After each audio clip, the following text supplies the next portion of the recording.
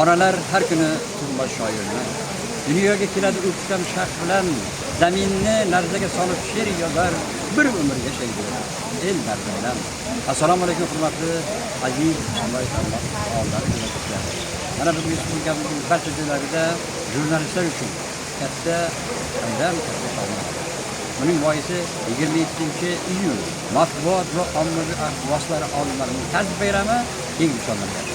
Men avvalambor fursatdan foydalanib, mana shu kasb bayrami bilan mashaqqatli, lekin zahmatli ishlarida faoliyat olib borayotgan barcha jurnalistlarni samimiy muborakbod qilaman. Qolaversa, mana shu bayram tantanalari Surxondaryo viloyatida ham mana boshlanish arafasida shahardagi ajoyib maskanlarda biri bo'lgan mana shunday maskanda mana shu jurnalistlarning Surxondaryo viloyati hokimligi jurnalistlarni to'plab mana shu yerda bir piyola choy tashkil.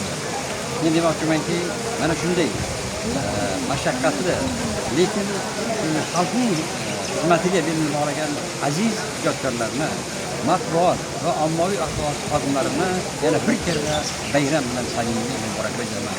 Bayramingiz muborak bo'lsin, aziz qalam ahli.